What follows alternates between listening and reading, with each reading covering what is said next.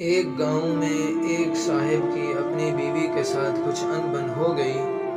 ابھی جھگڑا ختم نہیں ہوا تھا کہ اسی اثناء میں ان کا مہمان آ گیا۔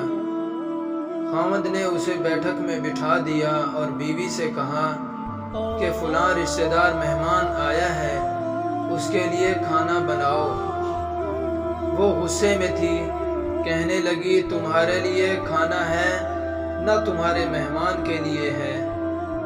وہ بڑا پریشان ہوا کہ لڑائی تو ہماری اپنی ہے، اگر رشتہ دار کو پتہ چل گیا تو خواہ مخواہ کی باتیں ہوں گی، لہذا خاموشی سے آ کر مہمان کے پاس بیٹھ گیا۔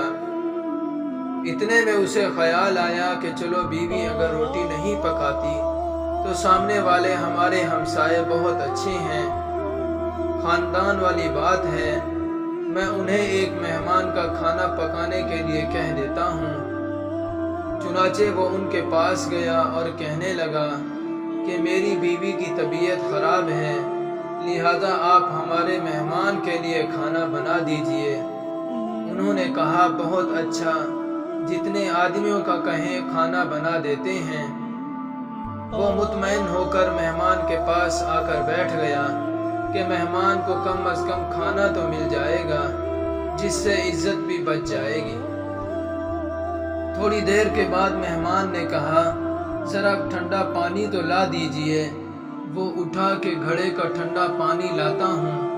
اندر گیا تو دیکھا کہ بیوی صاحبہ تو زار و قطار رو رہی ہے۔ وہ بڑا حیران ہوا کہ یہ شیرنی اور اس کے آنسو۔ کہنے لگا کیا بات ہے؟ اس نے پہلے سے بھی زیادہ رونا شروع کر دیا۔ کہنے لگی بس مجھے معاف کر دیں۔ وہ بھی سمجھ گیا کہ کوئی وجہ ضرور بنی ہے۔ اس بیچارے نے دل میں سوچا ہوگا کہ میرے بھی بخت جاگ گئے ہیں۔ کہنے لگا کہ بتاؤ تو صحیح کہ کیوں رو رہی ہو؟ اس نے کہا کہ پہلے مجھے معاف کر دیں، پھر میں آپ کو بات سناؤں گی۔ خیر، اس نے کہہ دیا کہ جو لڑائی جھگڑا ہوا ہے میں نے وہ دل سے نکال دیا ہے اور آپ کو معاف کر دیا ہے۔ کہنے لگی کہ جب آپ نے آ کر مہمان کے بارے میں بتایا اور میں نے کہہ دیا کہ نہ تمہارے لیے کچھ پکے گا اور نہ تمہارے مہمان کے لیے، چلو چھٹی کرو، آپ تو چلے گئے، مگر میں نے دل میں سوچا کہ لڑائی تو میری اور آپ کی ہے اور یہ مہمان رشتہ دار ہے، ہمیں اس کے سامنے یہ پول نہیں کھولنا چاہیے۔